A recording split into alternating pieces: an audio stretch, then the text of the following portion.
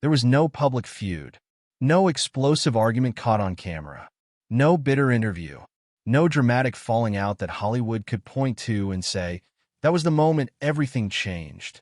For decades, Clint Eastwood and Gene Hackman were connected by one film, one town, and one of the most unforgettable confrontations in Western cinema. Eastwood played William Money, an aging killer trying to live as a farmer. Hackman played Little Bill Daggett, a sheriff who believed that order was more important than mercy. On screen, they were enemies. But off-screen, the story was far more complicated than that. They were not lifelong collaborators. They did not build a 10-film partnership. They did not spend decades appearing together at premieres or giving interviews about one another. In fact, before Unforgiven, Clint Eastwood and Gene Hackman had never worked together. And that is exactly what makes their brief collaboration so fascinating. Because when Clint Eastwood finally spoke about Gene Hackman at the age of 94, he did not describe a difficult actor, a rival, or a man he merely tolerated on the set. He described something much simpler and much more meaningful. He called Hackman intense. He called him instinctive. He said there was never a false note in his work. Then Eastwood said the part that changed the way people looked back at their relationship. Gene Hackman had not merely been his co-star. He had been his dear friend. But to understand why that statement mattered, you have to go back to the beginning. Not to the final scene of Unforgiven. Not to the Oscar ceremony. And not to the moment when Little Bill Daggett finally faced William Money. You have to go back to the years before the two men ever shared a screen. Clint Eastwood and Gene Hackman came from completely different corners of Hollywood. Eastwood became famous through economy. Gene Hackman became famous through transformation. Eastwood's most recognizable characters often seemed to exist before the scene began. The man with no name did not explain himself. Dirty Harry did not waste words. Even when Eastwood directed, his style was built around restraint. He did not want the camera to announce itself. He did not want actors to perform simply for the sake of performing. He believed that the smallest gesture could sometimes communicate more than a page of dialogue. Hackman, on the other hand, brought a different kind of force to the screen. He could be funny, threatening, awkward, tender, bitter, or quietly broken. He did not need the audience to admire him. In many of his greatest roles, he seemed almost determined to make himself uncomfortable to watch. That was part of his power. Gene Hackman did not look like a traditional Hollywood hero. He looked like a man who had survived life rather than conquered it. His face carried pressure. His characters often seemed to be thinking faster than they were speaking. Even when he stood still, there was usually something moving underneath the surface. That quality helped make him unforgettable in Bonnie and Clyde, The French Connection, The Conversation, Superman, Mississippi Burning, and dozens of other films. His breakthrough came relatively late. He was already in his late 30s when Bonnie and Clyde turned him into a major actor. For years later, he won his first Academy Award for playing Detective Jimmy Popeye Doyle in The French Connection. The role was aggressive, impatient, and morally complicated. Hackman did not play Doyle as a clean hero. He played him as a man whose dedication to justice was mixed with anger, ego, and violence. That combination would become important years later when Eastwood offered him the role of Little Bill Daggett. By the early 1990s, Hackman had already spent much of his career playing corrupt officials, obsessive detectives, criminals, bullies, politicians, soldiers, and men whose power had become inseparable from their damage. Another violent Western could easily have felt like a repetition. Clint Eastwood had been developing Unforgiven for years. The screenplay, written by David Webb Peoples, had been circulating under an earlier title, The Cut Whore Killings. Eastwood acquired the script long before he made the film, but he did not rush into production. He waited because he wanted to become old enough to play William Money. That decision was crucial. If Eastwood had made the film in his 40s, Money could have seemed like another version of the invincible Western gunfighter. But at 61, Eastwood brought something different to the role. His body looked tired. His movements were slower. His legend had become part of the story. For decades, Eastwood had represented the Western hero, the man who walks in a town, faces violence, and leaves the world changed. But Unforgiven asked what happened after the legend stopped being useful. What happened to the killer after he tried to become a good man? What happened to the town after it decided that violence was the only language everyone understood? And what happened when the man everyone feared became older, weaker, and less certain of himself? Eastwood knew that the sheriff had to be more than a standard villain. Little Bill could not simply be a bad man standing between money and revenge. He had to represent the same mythology that money was trying to escape. He was a man with authority, a man who believed that control was the same thing as justice, a man who could commit terrible acts while convincing himself that he was protecting civilization. For that role, Eastwood wanted Gene Hackman. But there was a problem. Hackman was tired of violent films. In an interview preserved by the American Film Institute, Eastwood explained that he had known Hackman for many years, but the two men had never worked together before. When Eastwood sent him the script, Hackman was not immediately enthusiastic. Hackman told Eastwood that he did not want to do more violent pictures. He had been involved in too many of them and was tired of that kind of material. That reaction makes perfect sense when you look at Hackman's career. He had spent years portraying corrupt officials, obsessive detectives, criminals, bullies, politicians, soldiers, and men whose power had become inseparable from their damage. Another violent Western could easily have felt like a repetition of everything he had already done. Eastwood could have replaced him. Most directors would have.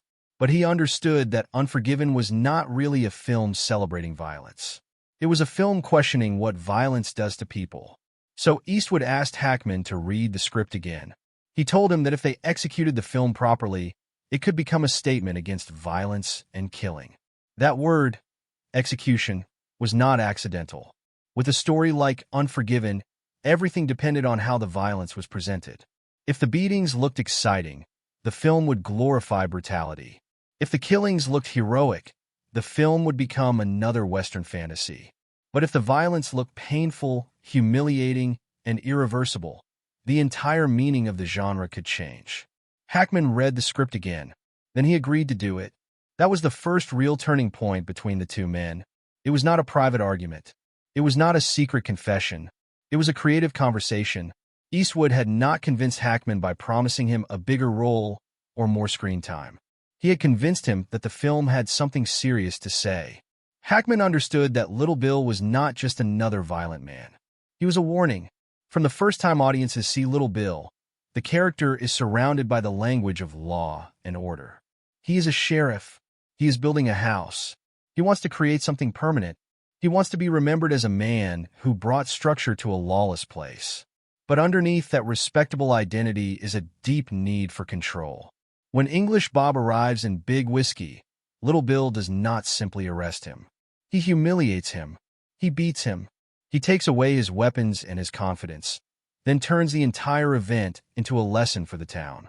Little Bill wants people to believe that violence is justified when it comes from him. That is what makes the character frightening. He does not think of himself as a monster. He thinks of himself as the only adult in the room. Gene Hackman played that contradiction perfectly. He could make Little Bill seem almost reasonable in one moment and horrifying in the next. He did not shout constantly. He did not behave like a theatrical villain. He often appeared calm because, in his own mind, he was calm. The cruelty was not a breakdown. It was policy, and that made his scenes with Eastwood so powerful. William Money and Little Bill are not opposites in the simple sense. They are reflections of each other. Money has committed terrible acts and spends the film trying to escape the man he used to be. Little Bill has committed terrible acts and spends the film explaining why he was right to do so. Money feels the weight of his past. Little Bill hides behind his authority. One man is haunted by violence. The other man has made violence part of his identity. Their conflict works because both characters understand the same language. They understand fear. They understand intimidation. They understand what happens when a room becomes quiet because everyone is waiting to see who will move first. But they use that knowledge differently. Money wants to forget. Little Bill wants to control. That difference eventually destroys them both. There is an important detail in the way Eastwood approached the production. He did not try to make Hackman imitate his style. He did not ask him to become a quieter, more restrained version of himself. Instead, he allowed Hackman to bring his own instincts to the role. That was a sign of trust. Eastwood's reputation as a director was built on efficiency. He was known for preparing carefully and avoiding unnecessary delays. He did not usually surround a performance with endless explanation. He preferred actors who could arrive prepared and respond naturally when the camera started rolling. Hackman had a different kind of preparation. He was known for thinking deeply about his characters, studying their habits, and understanding the invisible history behind their behavior. That difference could have created tension, but on Unforgiven, it created texture. Eastwood gave the film its stillness. Hackman gave it instability. Eastwood's money often appears physically diminished, as if the legend has been buried under years of work and regret. Hackman's Little Bill appears solid and established, but the closer the audience looks, the more fragile that authority becomes. His confidence depends on everyone else accepting the role he has written for himself: the sheriff, the builder, the protector, and the reasonable man. When people stop believing in that role, Little Bill begins to collapse. And this is where the friendship between the actors becomes more interesting than any rumor about conflict. Actors do not have to work the same way to respect one another. Sometimes the strongest professional relationships are built between people who see the work differently. Eastwood had an instinctive understanding of the camera. Hackman had an instinctive understanding of human contradiction.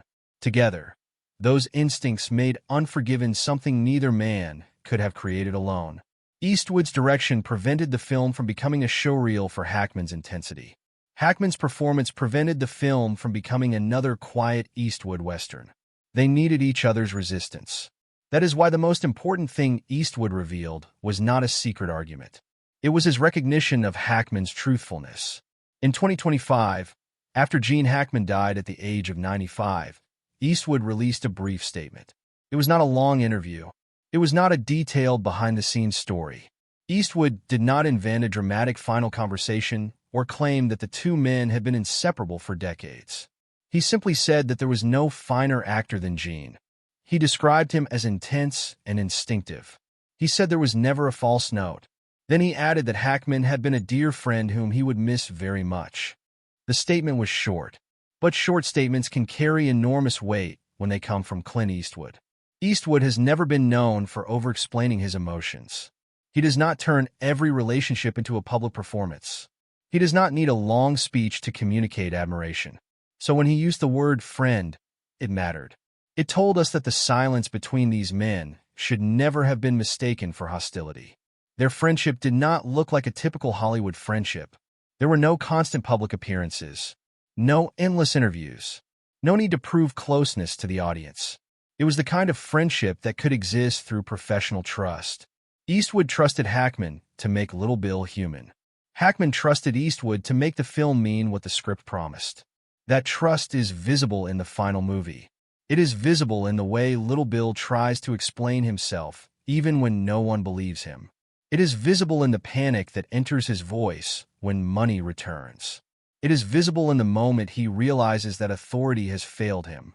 And it is visible in Eastwood's decision not to present Money's revenge as a triumphant return to glory.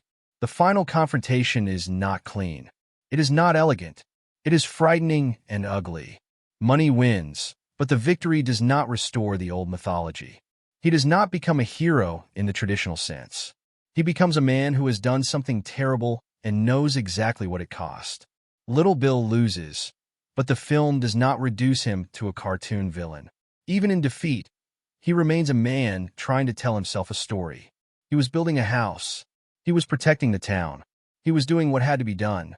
Those justifications are what make him recognizable. The film understands that the most dangerous people are not always the ones who know they are evil. Sometimes they are the ones who have created a moral explanation for everything they do. Gene Hackman understood that completely. And Clint Eastwood understood that Hackman was the actor who could express it without turning the character into a speech. That is the real story of what happened between them. Not hatred, not a secret feud, not two egos barely surviving the same production. It was a meeting between two actors who had spent their careers exploring different kinds of truth. Eastwood believed in the power of restraint. Hackman believed in the power of contradiction. Eastwood wanted the camera to catch a feeling before it disappeared. Hackman wanted the character to carry an entire life into the frame. On Unforgiven, those approaches collided, and instead of destroying the film, they gave it its identity. The result was a movie that won 4 Academy Awards, including Best Picture, Best Director for Eastwood, and Best Supporting Actor for Hackman. It became one of the defining revisionist westerns of its era, a film that challenged the mythology of the American frontier rather than repeating it. For Hackman, the Oscar was another major achievement in an already extraordinary career. For Eastwood, the film became a personal reckoning with the image that had made him famous. But the most lasting achievement may have been the relationship hidden beneath the movie. 2 men did not need to become identical in order to create something extraordinary. They only needed to understand what the other person could do that they could not. That is what Eastwood's later tribute revealed. He did not say Gene Hackman was easy. He did not say they approached acting in the same way. He did not claim that every moment on the set was effortless. He said something more valuable. He said Hackman was truthful. And for actors, that may be the highest compliment possible, because an actor can be famous without being honest. An actor can be technically brilliant without making an audience feel anything. But Gene Hackman had a rare quality. Even when he played monsters, he made them feel human. Even when he played authority figures, he exposed the fear underneath their control. Even when he played a villain, he rarely seemed to be performing villainy. He seemed to be defending himself. That was Little Bill's secret. He never saw himself as the bad guy, and Gene Hackman never played him as one. Clint Eastwood saw that. He understood that Hackman's intensity was not a problem to be managed. It was the reason the character worked. It was the reason the final confrontation still feels dangerous. It was the reason Little Bill's death does not feel like the simple defeat of evil, but the collapse of a man who believed his own version of justice until the very end. So, what really happened between Clint Eastwood and Gene Hackman? The answer is less scandalous than the title might suggest. There was no confirmed secret feud, no verified Hollywood betrayal, no evidence that the silence between them meant hatred. What happened was that Clint Eastwood found the one actor who could turn the villain of Unforgiven into something disturbingly real. Gene Hackman found a director who understood that the film's violence had to condemn itself. They worked together once, but that one collaboration was enough to leave a permanent mark on cinema. And decades later, when Gene Hackman was gone, Eastwood finally gave the relationship its simplest description. Not business associate, not difficult colleague, not former rival. A dear friend. Sometimes the truth does not arrive as a shocking confession. Sometimes it arrives in a few quiet words from a man who has spent his entire life refusing to say more than necessary. There was no finer actor than Gene. Never a false note. He was also a dear friend, and perhaps that is the most honest ending this story could have. Clint Eastwood and Gene Hackman did not need to look alike, act alike, or work alike. They only needed to recognize the truth in each other. And in Unforgiven, that recognition became visible on screen. One man carried the weight of what he had done. The other carried the confidence that he had done nothing wrong. Between them stood an entire history of American cinema. And when the cameras finally stopped rolling, what remained was not hatred. It was respect. It was trust. And, according to Clint Eastwood himself, friendship.